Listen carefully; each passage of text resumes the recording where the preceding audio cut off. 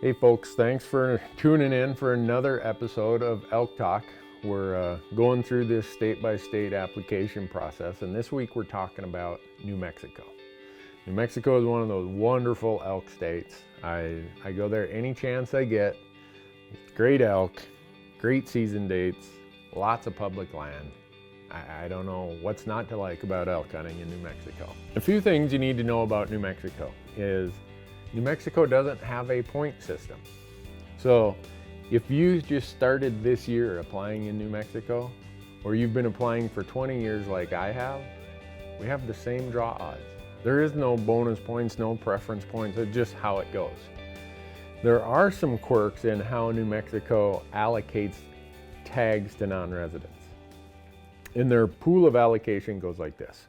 84% of the tags go strictly to residents, plus all the cow tags go to residents. Then they take 10% of the tags, and you have to hire an outfitter and have a contract with an outfitter to participate in that pool of tags. And that 10%, it doesn't matter if you're a resident or a non-resident, you can hire an outfitter and be in that pool of tags.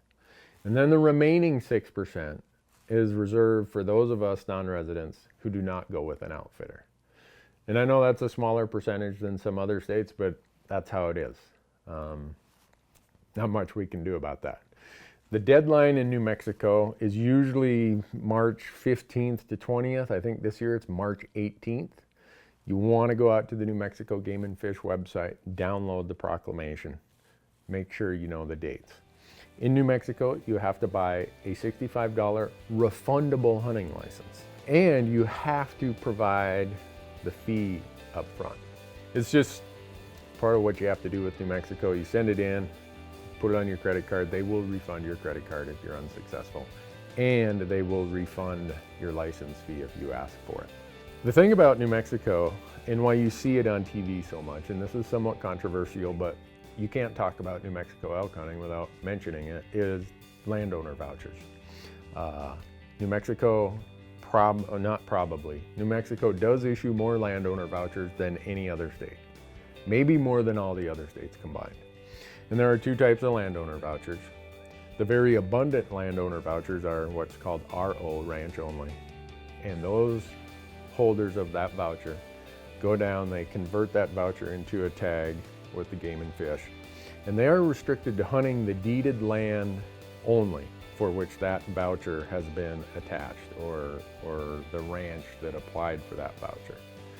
So the ranch only vouchers are very, very restrictive. You're pretty much going to go with an outfitter if you do a ranch only hunt, not always, but mostly. And then there's what's called UW, or unit-wide vouchers. There's far fewer unit-wide vouchers. Those unit-wide vouchers, you can hunt all lands within the unit, public or any private lands that you can get permission on. With New Mexico, you do have to choose your weapon. You're either applying for an archery tag, you're applying for a rifle tag, or a muzzleloader tag. In your application, you get 3 choices in New Mexico, and they look at your first, second, and third choice before they go on to the next person. So the draw kind of works like this. Everybody gets assigned a random number. The person with the lowest random number gets looked at first. They look at all 3 of those choices, and then go on to the next person and start climbing up the random number scale. Say I'm in the middle of the pack. By the time they get to me, I might have applied for a rifle hunt as my first choice, an archery hunt as my second choice, and a muzzleloader hunt as my third choice. Well, my first choice is gone. My second choice is gone by the time they get to me, but there's still some tags left for my third choice. So I would get a tag, and then they would go on to the next person. So in New Mexico, make sure that you use all 3 of your choice applications. Don't waste any of your choices, and have a strategy about how you want to do that. One of the things about draw odds, in New Mexico will publish their draw odds, and you'll see it comes in a big Excel spreadsheet, or you can get it in a PDF file. And it's kind of deceiving, and most of the research services you talk to will, or subscribe to, will simplify the New Mexico draw odds, which is fine, but I want to have the best information I can get. So I use the draw odds by Go Hunt in their Insider, And what you're gonna see here is, all right, I'll just go to maybe unit 17. Unit 17 muzzleloader is a great hunt, and it shows me that my draw odds, if I make it my first choice, are 8.7%. If I make it my second choice, 5.2%. If I make it my third choice, 5.4%. So no other place will give you these odds of what the odds are based on where you put it in your choice of one first, second, or third choice. So it's that kind of information that's very helpful for me. If you have a youngster who wants to get into elk hunting, there's no place that gives youth a greater elk hunting experience than New Mexico.